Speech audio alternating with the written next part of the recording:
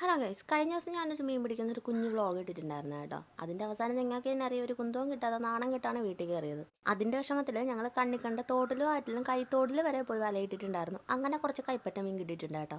ഉള്ളത് വെച്ച് ഓണം പോലെ എന്നാണല്ലോ എൻ്റെ എപ്പോഴത്തെ മൈൻഡ് സെറ്റ്. അതുകൊണ്ട് ഞാൻ വേറൊന്നും നോക്കാണ്ട് എല്ലാ മീനും കൂടെ എടുത്ത് അങ്ങോട്ട് ചിരണ്ടി പറക്കി എടുത്ത് പീര വയ്ക്കാനുള്ള പരിപാടി അങ്ങ് തുടങ്ങി. ആദ്യം ഒരു കുഞ്ഞ് കല്ലിക്കൊണ്ട് ഒരല്പം ചാമ്പലും കൂടെ ഇട്ട് അങ്ങോട്ടും ഇങ്ങോട്ടും ഉരവി കഴിഞ്ഞപ്പോഴൊന്നും ഒരു നാല് പോലും ഇളവുന്നില്ല.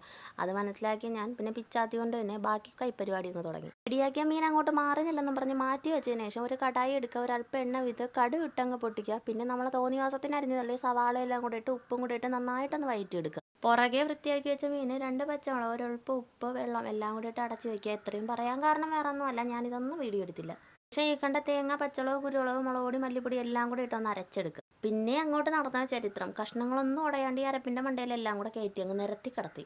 അട പുറന്നപ്പോഴേക്കും ഇവൻ ഏകദേശം റെഡി ആയിട്ടുണ്ട്. പിന്നെ ആരെയും നോക്കാണ്ട് ഞാൻ അങ്ങ് എടുത്ത് അകത്താക്കി.